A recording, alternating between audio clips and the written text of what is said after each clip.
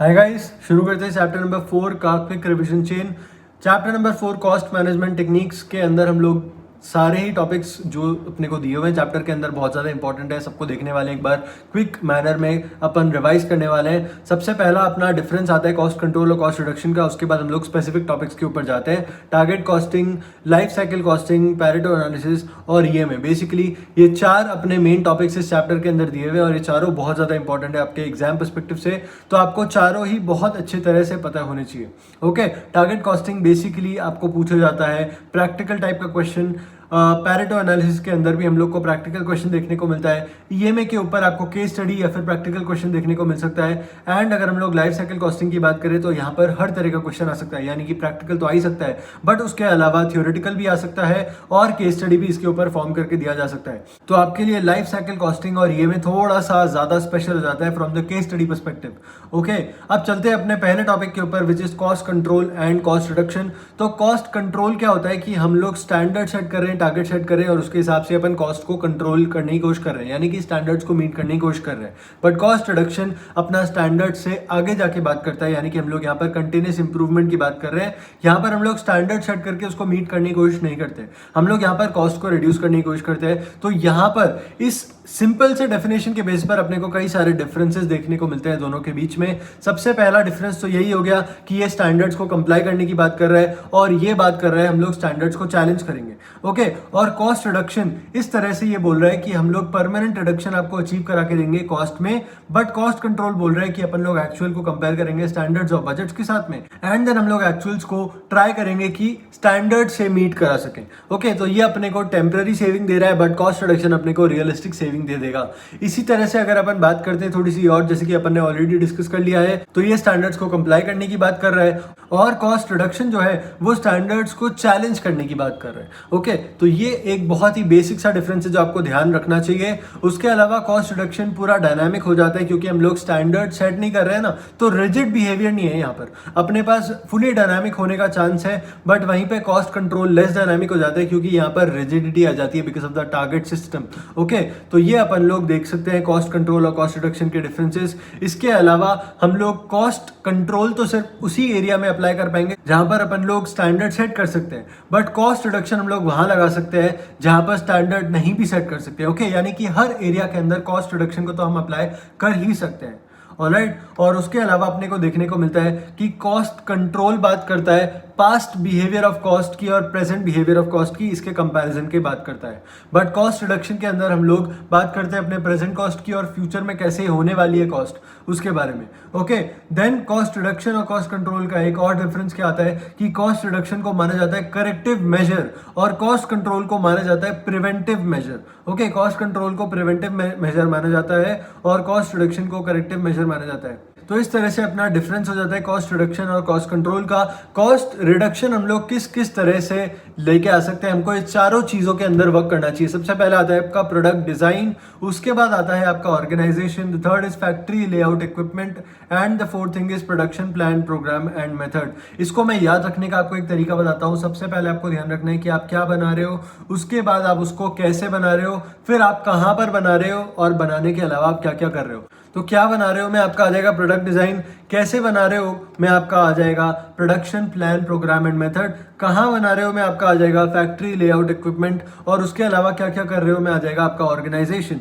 इन चारों चीजों में आप कॉस्ट को रिड्यूस करने की कोशिश कर सकते हो। सबसे पहला आता है आपका डिजाइन, जो कि अपने टारगेट कॉस्टिंग सिस्टम के लिए बहुत ज्यादा इंपॉर्टेंट माना गया है। प्रोडक्ट डिजाइन का बहुत ज्यादा इंपॉर्टेंस है। तो प्रोडक्ट डिजाइन अपन कुछ इस तरह से रखेंगे, अपना कॉस्ट कम से कम लगे, अपना टाइम कम से कम लगे, तो इसकी वजह से अपन लोग क्या कर पाएंगे कि अपना जो कॉस्ट रहेगा टोटल प्रोडक्शन का कॉस्ट वो अपन रिड्यूस करने की कोशिश कर सकते हैं। उसके अलावा डिजाइन के अंदर हम लोग इंप्लीमेंट कर सकते हैं कुछ ऐसे कंपोनेंट्स जो कि हमें सस्ते पड़ते हैं compare to their expensive alternatives. तो हम लोग देख सकते हैं कि वहां पर सब्स्टिट्यूट चीपर मटेरियल्स को हम लोग यूज कर सकते हैं क्या, कहीं पर क्वांटिटी अपन कम कर सकते हैं क्या कंपोनेंट की, या फिर कौन से कंपोनेंट इररेलेवेंट है तो उसको हटा दो और जो रेलेवेंट कंपोनेंट है जो एक्चुअली वैल्यू ऐड करते हैं उन्हीं को रहने दो। तो इस तरह से प्रोडक्ट डिजाइन का पूरा एक इंपॉर्टेंस निकल के आता है। फिर आता है आपका ऑर्गेनाइजेशन। ऑर्गेनाइजेशन के अंदर आप बेसिकली ये देखते हो कि बाकी सारे फंक्शंस क्या क्या हैं और हर फंक्शन की क्या क्या रिस्पॉन्सिबिलिटी है। सो डेलीगेशन ऑफ रिस्पॉन्सिबिलिटी आपको यहाँ पर इंपॉर्टेंट रोल प्ले करती है। उसके बाद कम्युनिकेशन कैसे होगा, आपका कोऑपरेशन होना चाहिए सारे फंक्शंस के बीच में, और आपके एम्प्लॉइज को आपको एनकरेज करते रहना पड़ेगा ताकि वो कॉस्ट रिडक्शन के ऊपर ध्यान दे। इनफैक्ट वो लोग आपको सजेशंस भी दे सकते हैं कि कैसे आप कॉस्ट रिडक्शन को अचीव कर सकते हो। Okay, the third thing is factory layout equipment. आप फैक्ट्री का लेआउट इस तरह से रखते हो और इक्विपमेंट्स को इस तरह से अरेंज करते हो कि आपका कॉस्ट रिडक्शन अचीव हो पाए, यानी कि कम से कम टाइम में हम लोग ज्यादा से ज्यादा प्रोडक्शन कर पाए। तो इस तरह से आपका फैक्ट्री लेआउट इक्विपमेंट भी बहुत ज्यादा वर्क करता है। इसको अपन ने 5S के अंदर भी बहुत ज्यादा इंपॉर्टेंस के साथ समझा था कि आपका इक्विपमेंट का लेआउट भी बहुत ज्यादा इंपॉर्टेंट है। साथ में सेलुलर मैन्युफैक्चरिंग को भी आप यहाँ पर क्लब करके मर्ज करके लेके आओ, तो ये सारी चीजें इन सिंक वर्क करती है। और इस तरह से फैक्ट्री लेआउट इक्विपमेंट कितना ज्यादा इंपॉर्टेंट होता है अपनी कॉस्ट को रिड्यूस करने के लिए, वो आप ऑलरेडी समझ सकते हो using 5S and cellular manufacturing के एग्जांपल्स। ओके, फिर आता है production plan, programme and method, यानी कि आप अपना प्लानिंग इस तरह से रखोगे कि आपका मैन पावर वेस्ट ना हो, यानी कि अपने को किसी भी तरह का वेस्ट एलिमिनेट करना है। यहाँ पर आपका जो मैन पावर है वो कैसे वेस्ट हो सकता है कि आइडल बैठा हुआ है, तो ये अपने को एलिमिनेट करना पड़ेगा,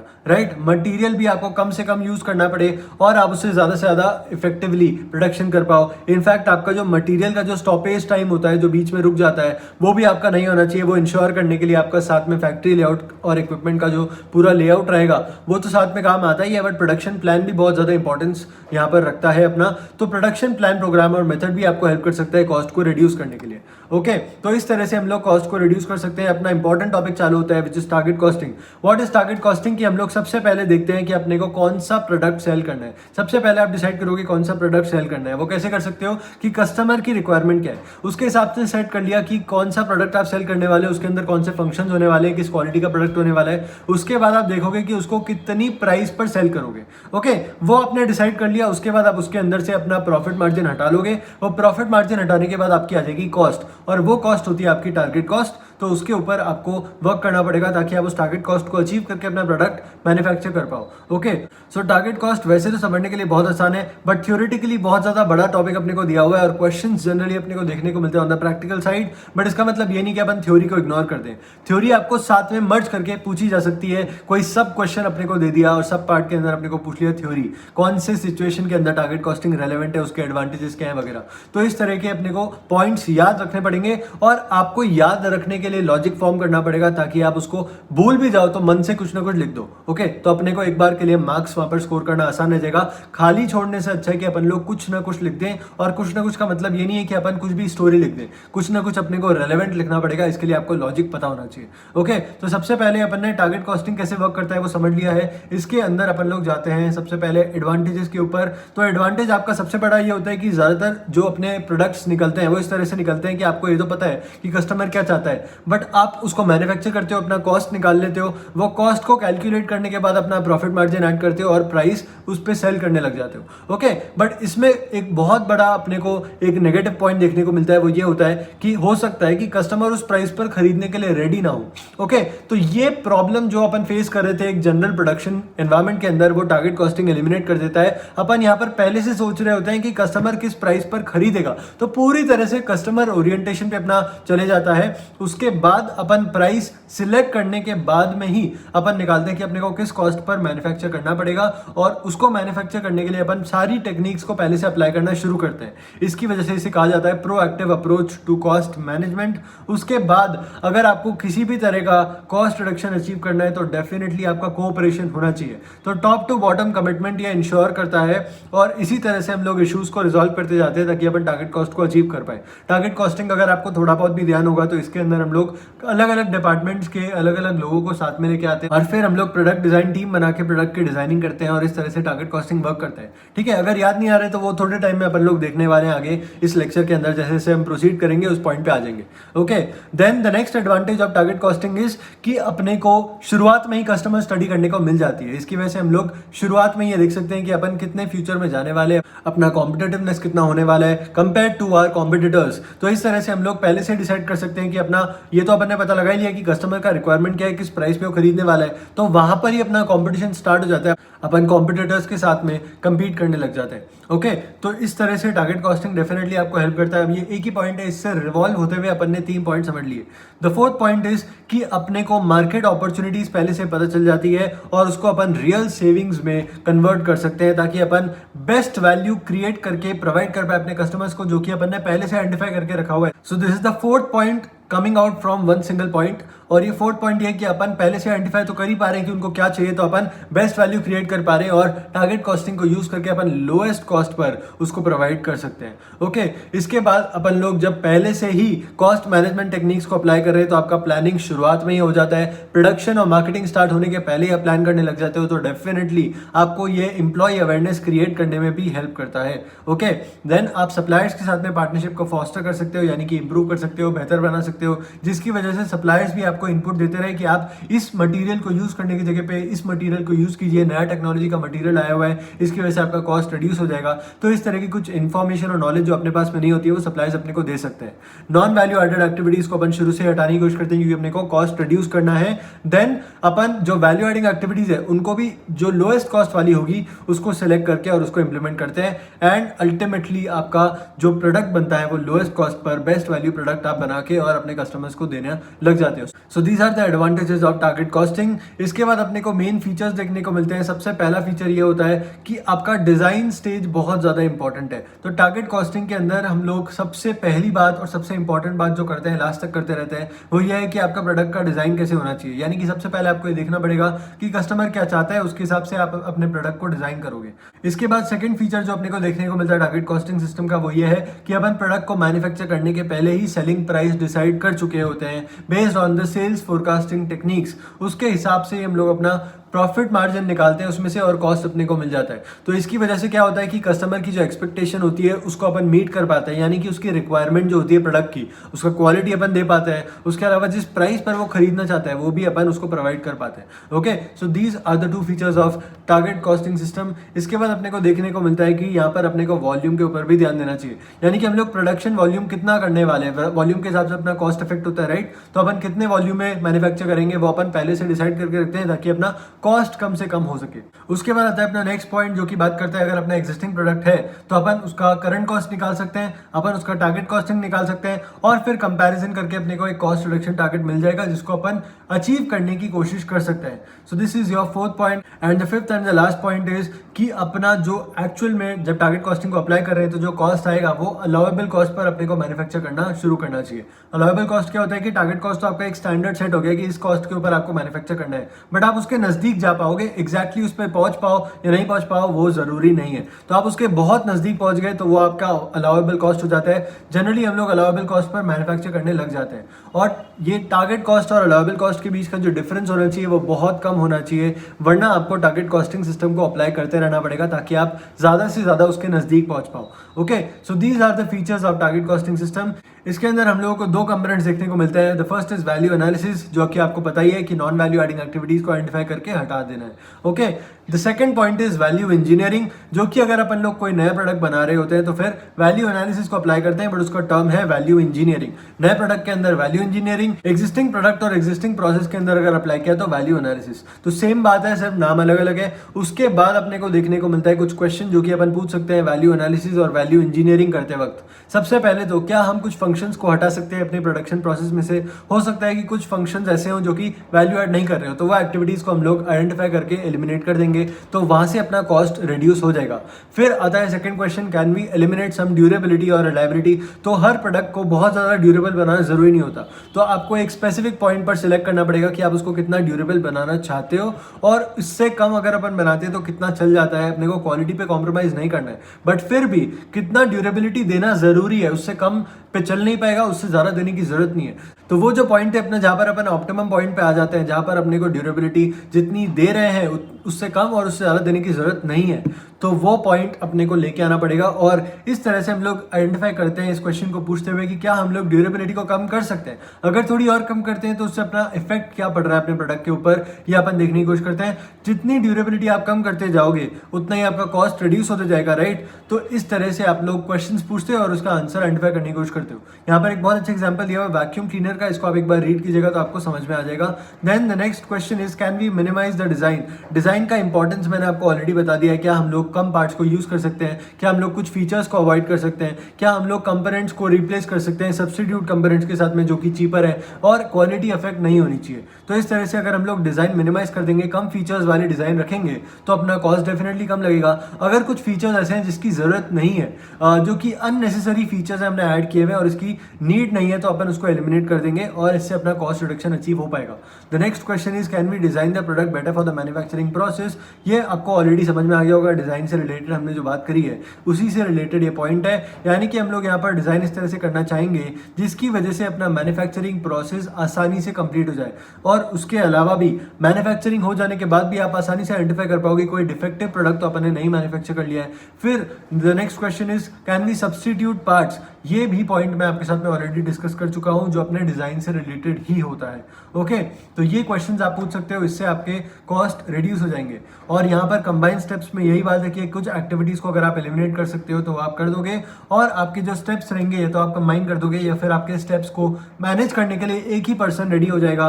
तो इसको प्रोसेस सेंटरिंग भी कहा जाता है। Can we combine steps is a very important question which is related to value analysis and value engineering. उसके बाद can we take suppliers assistance, यानी कि वो अपने को इन्फॉर्मेशन देते रहेगा कि ये नए टेक्नोलॉजी का मटेरियल है, इसको आप यूज करोगे तो आपका कॉस्ट रिड्यूस हो जाएगा, टाइम बच जाएगा। तो इस तरह से सप्लायर का असिस्टेंस साथ में लेना बहुत ज्यादा जरूरी होता है। And the last question is there a better way. Is there a better way बताता है कि आपको शुरुआत से सोचना है कि अगर आप इसी प्रोडक्ट को फिर से बना रहे होते, शुरुआत से नया प्रोडक्ट बना रहे होते, तो क्या आप पूरी एक्टिविटी को एक बेटर वे में कर पाते। यानी कि पूरे प्रोसेस को अगर अपन रीडिजाइन करते हैं, इसको आप लिंक कीजिएगा बीपीआर के साथ में।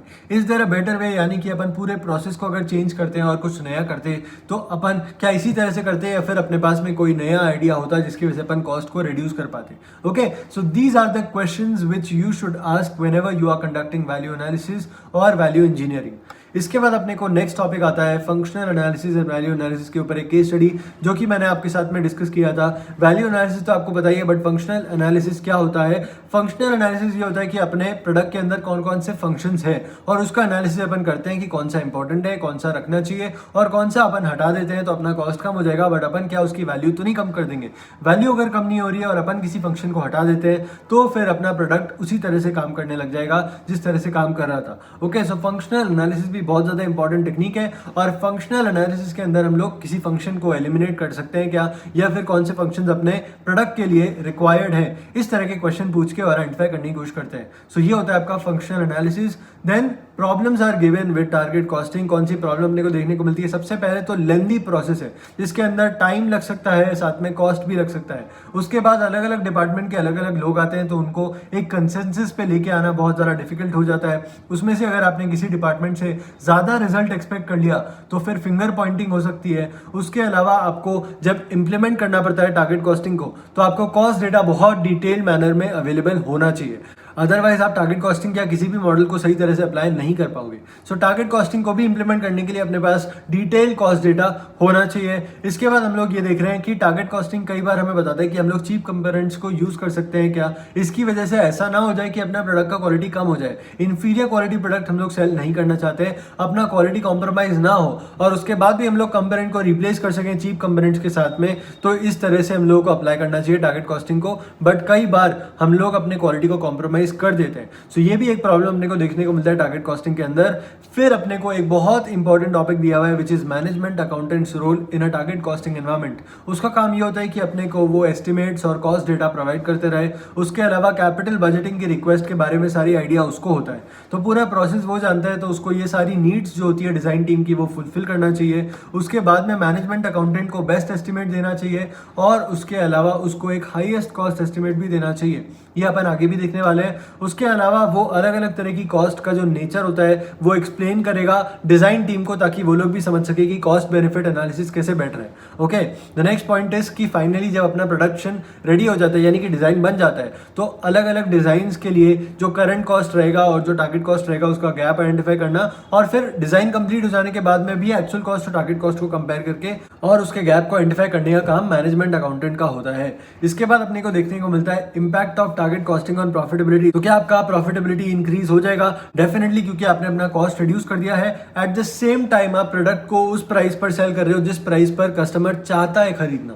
ओके, तो डेफिनेटली उसकी वजह से आपकी सेल्स भी इंक्रीज हो जाती है, तो आपका रेवेन्यू इंक्रीज हो जाता है, कॉस्ट कम हो जाता है, तो आपका प्रॉफिट अल्टीमेटली इंक्रीज हो चुका होता है। So this enhances your profitability. Okay, the next topic is target costing data flow. तो यहाँ पर अपने को बताया हुआ है कि अपन डेटाबेस जो रहता है अपना अकाउंटिंग डेटाबेस, वहां से तो डेटा निकाल ही सकते हैं। उसके अलावा कॉस्ट अकाउंटेंट, मैनेजमेंट अकाउंटेंट जो अपन ने देखा वो अपने को बेस्ट पॉसिबल गेसेस बना के एस्टिमेट्स दे देगा, और उसके अलावा अपने को वो बेस्ट एस्टिमेट के साथ में हाईएस्ट कॉस्ट एस्टिमेट भी देगा। इसके अलावा हम लोग कॉस्ट डेटा को कॉम्पिटिटर की इन्फॉर्मेशन से भी कलेक्ट कर सकते हैं, यानी कि वो किस प्राइस पर सेल कर रहा है, उसका मार्जिन कितना होगा, तो अपने को शायद कॉस्ट यहाँ पर पता चल जाए। उसके अलावा आप लोग रिवर्स इंजीनियरिंग कर सकते हो, तो आप उससे आइडेंटिफाई कर पाओगे कि कितना कॉस्ट अपने प्रोडक्ट का बैठता है।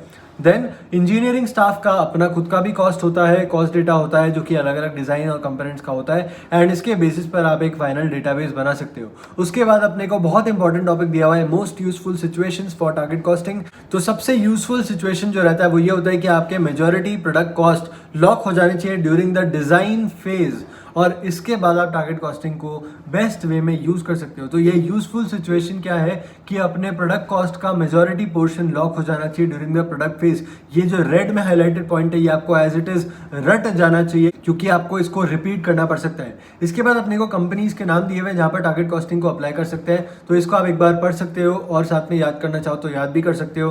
टारगेट कॉस्टिंग के कंट्रोल पॉइंट्स बहुत ज्यादा इंपॉर्टेंट है। आपको सबसे पहले तो ये बात ध्यान रखनी पड़ेगी कि डिजाइन टीम को मैनेज करने का कॉस्ट आपके बेनिफिट से ज्यादा नहीं हो जाना चाहिए, तो कॉस्ट बेनिफिट एनालिसिस यहाँ पर आता है। Then the second point is point of go और नो गो डिसीजन। जहां पर भी आपका कॉस्ट ज्यादा हो रहा है आपके बेनिफिट से, तो आप वहां पर डिसाइड कर सकते हो कि आप उसको कैरी फॉरवर्ड करना चाहते हो या नहीं करना चाहते हो, यानी कि टारगेट कॉस्टिंग सिस्टम को आगे कंटिन्यू रखना चाहते हो या नहीं रखना चाहते हो। उसके अलावा अगर आप टारगेट कॉस्ट को नहीं अचीव कर पा रहे हो तो फिर आप अपने डिजाइन प्रोजेक्ट को शायद अबैंडन करना चाहो, तो इस तरह का डिसीजन मैनेजमेंट को लेना पड़ता है। Then the next point is कि माइलस्टोन अपने को टाइम और पॉइंट्स के बेसिस पर रखना पड़ेगा, यानी कि आपको फॉर एग्जांपल 1 महीने के अंदर अगर पूरा डिजाइन प्रोसेस को कंप्लीट करना है तो आपको एक माइलस्टोन सेट कर लेना चाहिए 1 महीने का, ताकि आप उसमें अचीव करने की कोशिश करो। या फिर हो सकता है कि डिजाइन प्रोसेस का एक पर्टिकुलर पार्ट आपको 1 महीने के अंदर कंप्लीट करना है, तो इस तरह से आप अलग अलग माइलस्टोन्स सेट करोगे और उसके हिसाब से आप मैनेज करने की कोशिश करोगे कि आप उस टाइम फ्रेम के अंदर पूरा प्रोजेक्ट को कंप्लीट करके और टारगेट कॉस्टिंग को अचीव कर पाओ। Then implementing a target costing system, तो इसके अंदर हम लोग को पार्टिसिपेशन चाहिए होता है अलग अलग डिपार्टमेंट्स के अलग अलग लोगों का, और इसके हिसाब से हम लोग एक प्रोडक्ट डिजाइन टीम बनाते हैं। ओके, सबसे पहले तो अपना प्रोजेक्ट चार्टर रेडी होना चाहिए, यानी कि मैनेजमेंट को, टॉप मैनेजमेंट को ये डिफाइन कर देना चाहिए कि वो लोग क्या चाह रहे हैं टारगेट कॉस्टिंग सिस्टम को इम्प्लीमेंट करने से। ओके, तो पूरा एक डिटेल्ड मैनर में उनके गोल्स क्या हैं, वो लोग क्या अचीव करना चाहते हैं वो डिस्क्राइब करके और एक डॉक्यूमेंट उनको देंगे। उसके बाद आता है मैनेजमेंट स्पॉन्सर ऑब्टेन करना, जो कि अपने को through out the target costing system का जो प्रोसेस रहता है उसमें हम लोगों को सपोर्ट करेगा और डिजाइन टीम को सपोर्ट करता रहेगा। Then obtain a budget, obtain a budget में कहा जाता है कि अपना जो कॉर्पोरेट बजट होता है उसके अंदर से हमें एक फॉर्मल एलोकेशन लेना चाहिए बजट का, ताकि हम लोग उसके हिसाब से मीट कर पाए और अपना मैनेजमेंट भी अकॉर्डिंगली उसके हिसाब से डिटरमाइंड रहता है कि अपने को टारगेट कॉस्टिंग को अचीव करना ही पड़ेगा। Okay, then the next point is कि assign a strong team manager. इसका मतलब ये होता है कि अलग अलग डिपार्टमेंट के अलग अलग लोग हैं तो उनको मैनेज करना बहुत ज़्यादा इंपॉर्टेंट है, क्योंकि हर एक अपने डिपार्टमेंट का फायदा चाहता है, तो उसको ओवरऑल ऑर्गेनाइजेशनल बेनिफिट के हिसाब से लिंक करना, सिंक्रोनाइज करना बहुत ज़्यादा इंपॉर्टेंट है। इसके लिए चाहिए होता है एक स्ट्रॉन्ग टीम मैनेजर। फिर आता है एनरोल फुल टाइम पार्टिसिपेंट्स, जिसका मतलब ये होता है कि आपके जो मेंबर्स आने वाले प्रोडक्ट डिजाइन टीम के अंदर वो लोग अपने काम को बीच में छोड़ के और वापस से अपने मेन डिपार्टमेंट के काम पे ना चले जाए, वरना क्या होगा कि आपका जो डिजाइन प्रोसेस रहेगा वो अधूरा रह जाएगा, और उनको फुल टाइम कमिटमेंट करवाइए आपके डिजाइन प्रोसेस के अंदर। Okay, the last point is using project management tools, तो अपने को इन टूल्स को यूज करना है ताकि अपन लोग इसका बेस्ट एडवांटेज ले पाए। So this is your target costing. इसके बाद अपन चलते हैं अपने नेक्स्ट टॉपिक के ऊपर, which is product life cycle costing. Product life cycle costing के अंदर अपने को 4 स्टेजेस देखने को मिलते हैं और 4 स्टेजेस कौन कौन से होते हैं? सबसे पहले इंट्रोडक्शन, फिर आता है ग्रोथ, फिर आता है maturity and the last one is decline. अपने को हर स्टेज के अंदर एक अलग कैरेक्टरिस्टिक और एक अलग स्ट्रैटेजी देखने को मिलती है। डेफिनेटली आपके प्रोडक्ट का रेवेन्यू, कॉस्ट और प्रॉफिट चेंज होता रहता है over the entire life cycle of the product in different phases. तो अपन चलते हैं अपने कैरेक्टरिस्टिक्स और स्ट्रैटेजीज के ऊपर। यहाँ पर डिटेल्ड मैनर में दिया हुआ है, इसको आपको डेफिनेटली बहुत अच्छे से पढ़ के और याद करना है। अभी के एक्सप्लेनेशन के लिए मैं सीधे आपको लेके चल रहा हूँ अपने टेबल के ऊपर, जहाँ से हम शॉर्ट वे में पूरा प्रोसेस अंडरस्टैंड कर सकते हैं। सो लाइफ साइकिल कैरेक्टरिस्टिक्स में अपने को देखने को मिलता है सबसे पहले ऑब्जेक्टिव। इंट्रोडक्शन स्टेज का ऑब्जेक्टिव क्या होता है कि अपने को प्रोडक्ट के बारे में अवेयर करना है लोगों को। ग्रोथ स्टेज में हम लोगों को मार्केट शेयर को मैक्सिमाइज करने की तरफ ध्यान देना होता है। मेजॉरिटी में हम लोग प्रॉफिट्स को मैक्सिमाइज करने पर ध्यान देते हैं। At the same time market share को डिफेंड करना है, क्योंकि अलग अलग कॉम्पिटिटर्स यहाँ पर आ चुके होंगे। डिक्लाइन स्टेज में अपने को एक्सपेंडिचर रिड्यूस करके अपने ब्रांड का सबसे ज्यादा फायदा उठाना है, यानी कि आप जितना ज्यादा प्रॉफिट शॉर्ट टर्म में जनरेट कर सकते हो, क्योंकि डिक्लाइन स्टेज में तो खत्म होने वाला है, तो आप जितना ज्यादा प्रॉफिट अभी जनरेट कर सकते हो वो कर लो और आपको यहाँ पर लॉन्ग टर्म पर्सपेक्टिव से सोचने की जरूरत नहीं है। That is what is called milking the brand. Okay, फिर आता है सेल्स। तो सेल्स कितना होगा? इंट्रोडक्शन स्टेज में डेफिनेटली कम होगा, ग्रोथ स्टेज में ये बढ़ रहा होगा, मैच्योरिटी स्टेज में ये पीक पे होगा और डिक्लाइन स्टेज में कम होने लग जाएगा। कॉस्ट पर कस्टमर आपको इंट्रोडक्शन में हाई देखने को मिलता है, फिर आपको ग्रोथ स्टेज में एवरेज देखने को मिलता है, बट आपका मैच्योरिटी और डिक्लाइन होते होते लो कॉस्ट पर कस्टमर हो जाता है। प्रॉफिट्स आपको शुरुआत में तो नेगेटिव दिखेंगे, बट धीरे धीरे बढ़ने लगेंगे, फिर मैच्योरिटी तक आते आते हाई पे आ जाएंगे एंड डिक्लाइनिंग स्टेज में डिक्लाइन होने लग जाएंगे। कस्टमर्स कौन से टाइप के अपने को मिलते हैं? तो जो अपना इंट्रोडक्शन स्टेज है वहां पर तो अपने को इनोवेटर टाइप के कस्टमर मिलेंगे, बट ग्रोथ स्टेज के अंदर अपने को अर्ली अडॉप्टर्स मिल जाएंगे, फिर मिडल मेजॉरिटी अपने को मिलेगी अपने मैच्योरिटी स्टेज में आके, जहाँ पे जनरल पब्लिक, मास पब्लिक अपने को मिल जाएगी, एंड देन अपने डिक्लाइन स्टेज में आ जाएंगे लगार्ड्स। फिर कॉम्पिटिटर्स कितने होते हैं अपने? तो इंट्रोडक्शन स्टेज में तो बहुत कम होने वाले हैं, बट धीरे धीरे बढ़ने लगेंगे ग्रोथ में। फिर अपने को जब मैच्योरिटी पे पहुंच जाते हैं तो अपने को देखने को मिलेगा कि कॉम्पिटिटर्स भी एक अच्छा खासा नंबर हो चुका है उनका, बट वो भी अब धीरे धीरे बंद करने लगे एंड देन डिक्लाइनिंग के अंदर तो डेफिनेटली वो लोग भी छोड़ने लग जाएंगे, तो डिक्लाइनिंग अपने को नंबर दिखेगा अपने कॉम्पिटिटर्स का। इस तरह से अपने को कैरेक्टरिस्टिक्स देखने को मिलती है। Then comes the strategies. तो सबसे पहले आपके introduction stage, growth stage, maturity stage और डिक्लाइन स्टेज में प्रोडक्ट की स्ट्रैटेजी क्या रहेगी? तो आप इंट्रोडक्शन के अंदर तो बेसिक प्रोडक्ट ऑफर करोगे, ग्रोथ के अंदर उसके अंदर थोड़े से एक्सटेंशन लेके आओगे, सर्विसेज लेके आओगे, वारंटी पीरियड्स लेके आओगे, मैच्योरिटी के अंदर आप अलग अलग ब्रांड्स लेके आओगे, अलग अलग मॉडल्स लेके आ जाओगे, एंड डिक्लाइन के अंदर जो भी वीक आइटम्स रहेंगे उसको आप एलिमिनेट कर दोगे। प्राइस कैसी रहने वाली है? इंट्रोडक्शन में तो हम लोग कॉस्ट प्लस प्रॉफिट रखेंगे, क्योंकि सिर्फ इनोवेटर्स आके खरीदने वाले हैं, तो यहाँ पर हम लोग प्राइस को कम नहीं रखेंगे, सारा फायदा उठा लेंगे। उसके बाद आता है ग्रोथ के टाइम पे अपने को प्राइस कम करना पड़ेगा ताकि अपन मार्केट को पेनिट्रेट कर पाए। फिर आता है मैच्योरिटी। मैच्योरिटी में हम लोग अपने कॉम्पिटिटर्स को बीट करने के लिए या फिर उनके प्राइस से मैच करने के लिए जैसा प्राइस रखेंगे, डिक्लाइन स्टेज में अपन प्राइस को रिड्यूस करने लग जाएंगे। फिर आता है एडवर्टाइजिंग। तो इंट्रोडक्शन स्टेज में तो आपको एडवर्टाइजिंग करने की बहुत ज्यादा जरूरत है, क्योंकि अवेयरनेस क्रिएट करनी है। ग्रोथ में भी डेफिनेटली जरूरत है, क्योंकि अभी भी आपको अवेयरनेस क्रिएट करनी है। फिर आप जब मैच्योरिटी पे आ जाओगे तो एडवर्टाइजिंग की जरूरत नहीं रहेगी, आपको ब्रांड डिफरेंशिएशन, प्रोडक्ट डिफरेंशिएशन के ऊपर स्ट्रेस करना पड़ेगा। एंड एट लास्ट जब आप डिक्लाइन स्टेज में आ जाते हो तो आप एडवर्टाइजिंग को बहुत कम कर दोगे, ताकि आपका जो लॉयल कस्टमर बेस है वही आपके पास में रह जाए। Okay, then comes distribution. Distribution chains आप बहुत सिलेक्टिव जाते हो शुरुआत में, क्योंकि इतना ज्यादा आपको डिस्ट्रीब्यूट करना भी नहीं है। फिर आप उसको बिल्ड करने लगते हो, उसके बाद आप उसको और ज्यादा बिल्ड करने लगते हो, एंड देन उसमें से जो अनप्रॉफिटेबल आउटलेट्स रहते हैं उसको आप हटा देते हो और सिलेक्टिव जाते हो अपने डिक्लाइन स्टेज में। ओके, सेल्स प्रमोशन कैसा रहता है? तो शुरुआत में आपको हेवी सेल्स प्रमोशन रखना चाहिए ताकि लोग आके ट्राई करें आपके प्रोडक्ट को। उसके बाद आप उसको धीरे धीरे कम करोगे ताकि आप कंज्यूमर डिमांड जो हैवी हो गई है उसका एडवांटेज ले सकोगे। देन आपका जो मैच्योरिटी स्टेज आ जाएगा तो आप इंक्रीज करोगे अपने सेल्स प्रमोशन को, ताकि आप एनकरेज करो कि दूसरे ब्रांड से स्विच होके जो कस्टमर्स रहेंगे वो अपने ब्रांड के ऊपर आ जाए। एंड एट लास्ट जब आप डिक्लाइन स्टेज में पहुंच जाते हो तो आप वापस से रिड्यूस कर दोगे अपने सेल्स प्रमोशन टेक्निक्स को, ताकि अपना जो लॉयल कस्टमर बेस है वो वैसे भी खरीदने वाला है, तो सेल्स प्रमोशन की ज़्यादा ज़रूरत नहीं है। तो ये होता है अपना characteristics of product life cycle, अलग अलग जो अपन ने देखे। उसके अलावा अपन ने स्ट्रैटेजीज भी देख लिए। फिर अपने को देखने को मिलता है characteristics of product life cycle. यहाँ पर अपने को देखने को मिलेगा कि हर प्रोडक्ट की एक फाइनाइट लाइफ होती है, यानी कि उसके 4 स्टेज ही रहेंगे। उसके अंदर अपने को कॉस्ट चेंज होते हुए दिखेगा, रेवेन्यू चेंज होते हुए दिखेगा, प्रॉफिट चेंज होते हुए दिखेगा।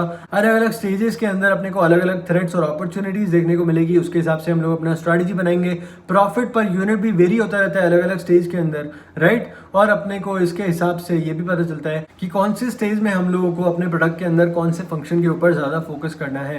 एंड एट लास्ट आप लोग इस बात का ध्यान रख सकते हो प्रोडक्ट लाइफ साइकिल के अंदर कि आप लोगों को अपने प्रोडक्ट के नए नए तरह के यूजेस भी पता चल जाते हैं और आप प्रेजेंट यूजर्स को ज़्यादा से ज़्यादा सेल करने की कोशिश कर सकते हो ताकि आपका प्रोडक्ट लाइफ जो है वो एक्सटेंड होता रहे।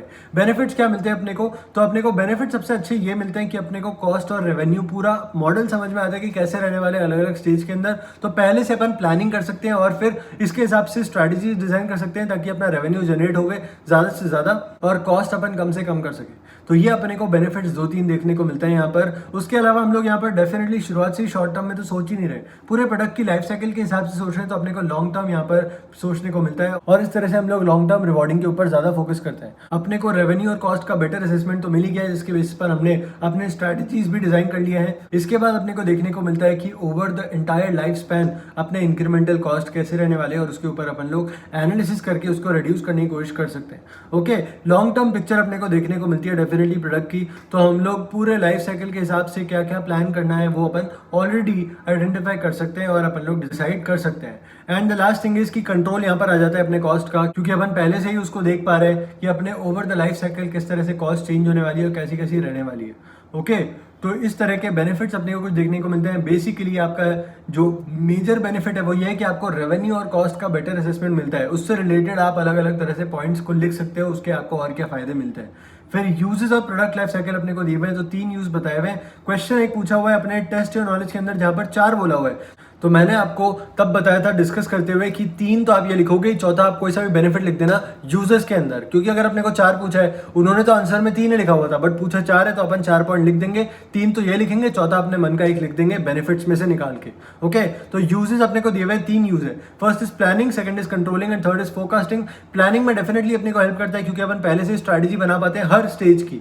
उसके बाद अपने को कंट्रोलिंग में भी हेल्प करता है क्योंकि अपन कॉस्ट को आइडेंटिफाई कर सकते हैं और कंपेयर कर सकते हैं अपने सिमिलर प्रोडक्ट्स के साथ में जो कि पहले लॉन्च किए गए थे, तो उनके हर स्टेज में क्या क्या उनका कॉस्ट रहा था उसके साथ में कंपैरिजन हो सकता है। एंड फोरकास्टिंग टूल ज़्यादातर हेल्प नहीं करता है क्योंकि सेल्स अपनी अलग अलग तरह के पैटर्न दिखाती है over the entire life stages. तो फोरकास्टिंग टूल के लिए ये कम यूजफुल रहता है बट फिर भी एक यूज यहाँ पर अपने को दिया हुआ है। सो इस तरह से अपना प्रोडक्ट लाइफ साइकिल भी कंप्लीट हो जाता है। अपने को नेक्स्ट टॉपिक देखने को मिलता है पैरेटो एनालिसिस। पैरेटो एनालिसिस के अंदर बेसिक सा रूल है कि 20% ऐसी चीज़ें होती है जो कि जिनका इंपॉर्टेंस 80% का होता है, तो अपने को वो 20% चीज़ों के ऊपर ध्यान देना है क्योंकि उससे अपना 80% रिजल्ट निकलता है। और उसके अलावा जो बाकी के 80% चीज़ें रहेगी जिससे 20% ही रिजल्ट निकलता है, उसको अपन शायद डेलीगेट कर देंगे या उसके ऊपर अपन कम ध्यान देंगे। ओके, ये रूल बेसिक सा इस तरह से निकाला हुआ है कि 20% लोगों के पास में 80% वेल्थ होती है, तो इसी तरह से शायद हर जगह पे 20-80 का रूल अप्लाई हो सकता है। ओके, सो ये 80-20 का रूल अपने को अप्लाई करते हुए इस पैरेटो एनालिसिस के अंदर बहुत सारे कैलकुलेशंस करने पड़ते हैं। इसका बेस्ट क्वेश्चन है जो मुझे लगता है आपको एक बार प्रैक्टिस कर लेना चाहिए, वो है अपना पीवी रेशियो वाला क्वेश्चन। वो पीवी रेशियो वाला क्वेश्चन वैसे तो कैलकुलेट करने के लिए बहुत आसान है बट वो लंबा हो जाता है और कई बार उसमें हमारी मिस्टेक्स हो जाती है, तो उसको आप एक बार प्रैक्टिस जरूर से कीजिएगा अगर आप पैरेटो एनालिसिस को कवर कर रहे हैं तो। और उसके बाद में आपको उसका एनालिसिस डेफिनेटली पढ़ना चाहिए क्योंकि उसका एनालिसिस बहुत ज्यादा इंपॉर्टेंट है। आईसीए ने जो एनालिसिस दिया हुआ है दैट इज टॉप नॉच। आप उसको बहुत अच्छे से पढ़िएगा और उसको आप याद रख सकें तो याद रखने की कोशिश कीजिएगा कि अगर आपको एनालिसिस इस तरह का लिखना पड़ता है तो आप उसी तरह से लिखें।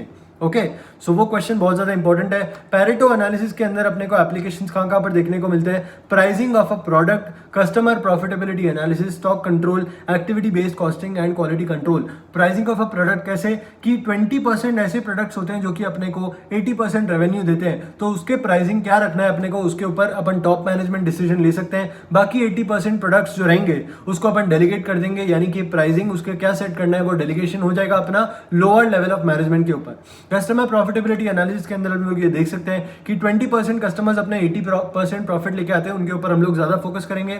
देन स्टॉक कंट्रोल के अंदर हम लोग देख सकते हैं कि 20% स्टॉक ऐसा होगा जिसका 80% वैल्यू होगा, तो उसके ऊपर हम लोग ज्यादा फोकस करेंगे। एक्टिविटी बेस्ड कॉस्टिंग में हम लोग ये देख सकते हैं कि 20% एक्टिविटीज ऐसी होगी जिसके ऊपर हम लोग कॉस्ट इनका करते होंगे 80% ऑफ द टोटल कॉस्ट, तो उसके ऊपर हम लोग ज्यादा फोकस करेंगे और बाकी 80% को शायद डेलीगेट कर देंगे।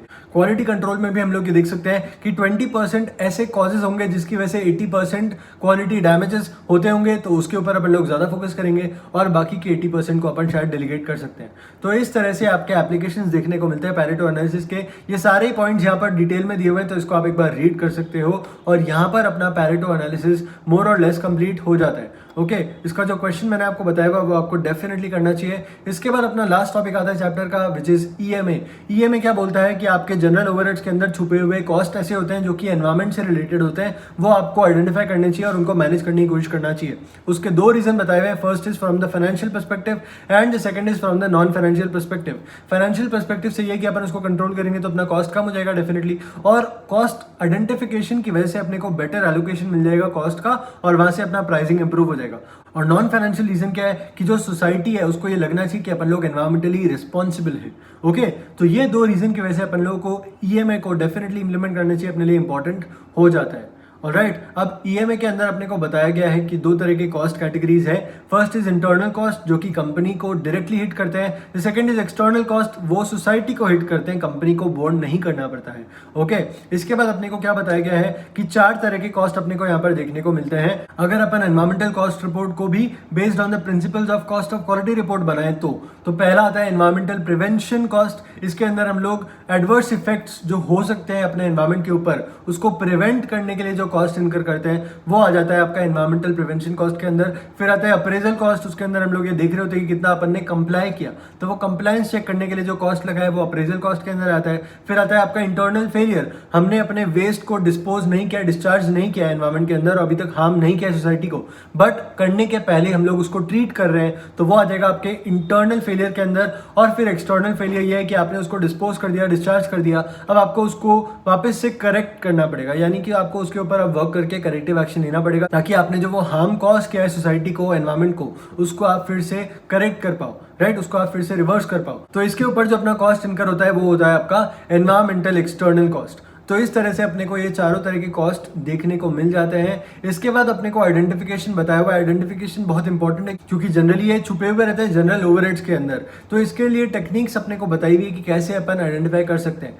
First is input output analysis. ये बोलता है कि जितना अंदर जा रहा है मटेरियल उतना ही बाहर आना चाहिए, यानी कि जो बीच में अपना लॉस होगा वो शायद अपना एनवायरमेंटल कॉस्ट हो सकता है। The second is flow cost accounting, जहां पर अपन लोग अलग अलग स्टेज के अंदर, अलग अलग एक्टिविटीज के अंदर हम लोग ये देख रहे होते हैं कि कहाँ पर अपना एनवायरमेंटल कॉस्ट जनरेट हो रहा है। तो अगर अपन ने कुछ डिस्पोज किया है तो वो डिस्पोज करने का कॉस्ट, उसके अलावा ट्रांसपोर्ट किया है तो वो ट्रांसपोर्ट करने का कॉस्ट। तो इस तरह से फ्लो कॉस्ट अकाउंटिंग वर्क करता है। The third point is life cycle costing. तो ये जो इनपुट आउटपुट एनालिसिस है या फिर ईएमए के अंदर जितनी भी टेक्निक्स है वो अपन एक पर्टिकुलर स्टेज की जगह पर पूरे प्रोडक्ट की लाइफ साइकिल के ऊपर जब अप्लाई करते हैं तो वो लाइफ साइकिल कॉस्टिंग के साथ में मिक्स हो जाता है। The last point is activity based costing. Activity based costing ये बोलता है कि जिस तरह से हम लोग जनरल ओवरहेड्स में से अलग अलग एक्टिविटीज को आइडेंटिफाई करके और वहाँ पर एक्टिविटी बेसिस पर अपने ओवरहेड्स को एलोकेट करते हैं, उसी तरह से अगर आप अलग अलग एक्टिविटीज निकाल लोगे जो कि एनवायरमेंट से रिलेटेड है तो आप एनवायरमेंटल कॉस्ट को भी आइडेंटिफाई कर पाओगे और फिर आप उस एक्टिविटी को इंटीग्रेट कर सकते हो अपने प्रोडक्ट के हिसाब से, यानी कि कौन से प्रोडक्ट के लिए आपने वो एक्टिविटी करी है, कौन सी सर्विस के लिए वो एक्टिविटी करी है, और अकॉर्डिंगली आपको प्रोडक्ट कॉस्ट बेहतर तरह से एलोकेट होकर मिल जाएगी। Okay, so these are the 4 techniques which are given to us for identification of environmental cost. इसके बाद अपने को नेक्स्ट टॉपिक जो देखने को मिलता है ईएमए के अंदर वो है अपना कंट्रोलिंग एनवायरमेंटल कॉस्ट, यानी कि अपन उसको कैसे कंट्रोल कर सकते हैं। तो सबसे पहले तो आता है वेस्ट, जिसके अंदर मास बैलेंस अप्रोच का यूज किया जाता है, यानी कि ये इनपुट आउटपुट एनालिसिस से रिलेटेड है। जितना मटेरियल हम लोग खरीद के ला रहे हैं उसका वेट क्या है और उसके हिसाब से जो अपना यील्ड निकला है उसके साथ में कंपेयर करते हैं, तो जो लॉस हुआ है वो अपना शायद एनवायरमेंटल कॉस्ट है। Second is water. वाटर के ऊपर हम लोग 2 बार पेमेंट करते हैं, पहला तो उसको खरीदने के लिए ताकि अपन उसको यूज कर सकें, सेकंड इज यूज करने के बाद उसको डिस्पोज करने के लिए। तो अगर अपन लोग कम वाटर को यूज करते हुए भी अपना प्रोसेस कर सकते हैं तो फिर अपना कॉस्ट दोनों तरह से बच जाएगा। Third is energy. एनर्जी बहुत सिंपल है कि अपने लाइट पंखे चालू छूट गए, कोई मशीन चालू रह गई, तो इस तरह से अपना एनर्जी का लॉस होता रहता है, राइट, तो वो अपने को रिड्यूस करने की कोशिश करना चाहिए। ट्रांसपोर्ट एंड ट्रैवल, कितनी बार अपन लोग डिस्पोज करने के लिए सेंड कर रहे हैं, अगर अपन लोग डिसाइड करें कि एक बैच में सेंड करना है, राइट, तो फिर अपना शायद ट्रांसपोर्ट कॉस्ट बच जाएगा। फ्यूल एफिशिएंट व्हीकल्स अपन यूज कर सकते हैं, तो इस तरह से अपना ट्रांसपोर्ट एंड ट्रैवल के ऊपर जो एनवायरमेंटल कॉस्ट लग रहा है वो भी रिड्यूस हो जाएगा। ओके, और कंज्यूमेबल्स एंड रॉ मटेरियल जो लास्ट पॉइंट है वो ये है कि कंज्यूमेबल एंड रॉ मटेरियल का ऑप्टिमम यूटिलाइजेशन करना पड़ेगा। जितना ऑप्टिमम हम लोग उसका यूटिलाइजेशन करेंगे उतना ज़्यादा हमारा कॉस्ट रिड्यूस हो जाएगा। So consumable and raw material is very basic. इसके अंदर एनवायरमेंट से रिलेटेड हम लोग कुछ अलग सा पॉइंट नहीं लेके आ सकते। ये बहुत ही सिंपल है, ऑप्टिमम यूटिलाइजेशन करो तो आपका वहाँ पर कॉस्ट रिडक्शन मिल जाएगा। Okay, so this way you can control your environmental cost. इसके बाद मेरे को केस स्टडी दी हुई है, ये भी बहुत अच्छी केस स्टडी है, इसको आप एक बार रीड कीजिएगा। और इसके बाद अपना लास्ट टॉपिक आता है ईएमए के अंदर ही, which is reasons for controlling environmental cost, यानी कि किस रीजन की वजह से हम लोग कंट्रोल करना चाहते हैं। तो जैसे कि मैंने आपको ओवरव्यू दिया था कि कुछ उसके फाइनेंशियल पर्सपेक्टिव्स है, कुछ नॉन फाइनेंशियल है, यहाँ पर थोड़ा सा डिटेल में जाते हैं। सबसे पहले आता है कार्बन फुटप्रिंट। ये कार्बन ट्रस्ट ने डिफाइन किया हुआ है, उसने बोला है कि ग्रीन हाउस एमिशन कितना हो रहा है उसका एक ट्रैक रखा जाता है, उसे कार्बन फुटप्रिंट कहते हैं। और ये एक ऑर्गेनाइजेशन कितना ज़्यादा एमिट करता है उसका ट्रैक रखा जाता है। ओके, तो ये ट्रैक कौन रखता है? कार्बन ट्रस्ट रखता है। और इसलिए हमें यहाँ पर ध्यान देना पड़ेगा कि हम लोग बहुत ज़्यादा ग्रीन हाउस गैस को एमिट ना करें। सो ये एक रीज़न आ जाता है। सेकंड रीज़न है इसकी एनवायरमेंटल कॉस्ट बहुत ज़्यादा हो रहे हैं, तो उसको अपने को मैनेज करना ज़रूरी पड़ता है और उसको रिड्यूस करना बहुत ज़्यादा इंपॉर्टेंट हो जाता है। ओके, तो इस वजह से भी हम लोग एनवायरमेंटल कॉस्ट को कंट्रोल करना चाहते हैं। थर्ड रीज़न है कि एनवायरमेंटली हम लोग रिस्पॉन्सिबल रहना चाहते हैं, ताकि सोसाइटी हमें समझे कि हम लोग एनवायरमेंटली रिस्पॉन्सिबल है। इसकी वजह से दो फायदे मिलते हैं। फर्स्ट इज कि अगर किसी तरह का कोई कंप्लायंस प्रॉब्लम है तो हम लोग पेनल्टी से बच जाते हैं। सेकंड इज कि हम लोग किसी भी तरह के प्रोटेस्ट से भी बच जाते हैं। ओके, और हमारा जो ओवरऑल रेपुटेशन है वो तो इंप्रूव होता ही है। So these are the reasons for controlling environmental cost. और रिजल्ट क्या मिलता है अपने को? सो डेफिनेटली एक प्राइसिंग ऑफ द प्रोडक्ट अपने को एनहांस करके मिल जाती है, यानी कि अपन बेटर प्राइसिंग कर सकते हैं क्योंकि अपना कॉस्ट यहाँ पर रिकैलकुलेट हो चुका है। द सेकंड थिंग इज कि अपन लोग प्रॉफिट मार्जिन को री इवेल्युएट कर सकते हैं। कुछ प्रोडक्ट्स जो कि अपने को बहुत ज़्यादा चेंज जहाँ पर लेके आना पड़ रहा है तो उसको अपन शायद फेज आउट कर दें, रीडिज़ाइन करना पड़ सकता है अपने को कुछ प्रोसेस को या अपने प्रोडक्ट को। और उसके अलावा अपन हाउस कीपिंग और मॉनिटरिंग ऑफ एनवायरमेंटल परफॉर्मेंस के ऊपर ज़्यादा इंप्रूवमेंट लेके आ सकते हैं। एडवांटेजेस अपने को कुछ दिए हुए हैं, वो है जैसे कि रेवेन्यू इंप्रूव हो जाता है और आपका कॉस्ट रिड्यूस हो जाता है। वहीं पर डिसएडवांटेज क्या दिया हुआ है कि आपके एनवायरमेंटल मैनेजमेंट की वजह से कॉस्ट इंक्रीज हो जाता है, तो आपको कॉस्ट बेनिफिट एनालिसिस करना ही पड़ेगा। और वहीं पे अगर आप इसको सही तरह से नहीं कर पा रहे हो तो कॉस्ट ऑफ फेलियर आपको देखने को मिलेगा, यानी कि आपका पुअर एनवायरमेंट मैनेजमेंट होगा और इसकी वजह से फिर आपका वही वायलेशन कुछ हो रहा है तो आपको पेनल्टी लग सकती है या फिर आपको क्लीन अप कराने का कॉस्ट बेयर करना पड़ रहा है। तो इस तरह से कॉस्ट ऑफ फेलियर आपको देखने को मिल सकते हैं। तो इस तरह से एडवांटेजेस और डिसएडवांटेजेस कवर अप हो जाते हैं ईएमए के, और यहाँ पर अपना ये चैप्टर भी कंप्लीट हो जाता है। अब चैप्टर नंबर 5 ऑलरेडी बहुत छोटा है और अपना जो मेन लेक्चर है उसके अंदर हमने बहुत शॉर्ट में डिस्कस किया हुआ है, तो आप उसको रेफर कर सकते हैं। Chapter number 6 is completely practical, तो उसके अंदर हमारे पास स्कोप नहीं रहता है कुछ डिस्कशन करने का। उसके अंदर हम लोग ज़्यादा से ज़्यादा प्रैक्टिस क्वेश्चन की करेंगे तो ही हमारा वो चैप्टर कवर अप होगा। तो नेक्स्ट लेक्चर में हम लोग मिलेंगे चैप्टर नंबर 7 के साथ में।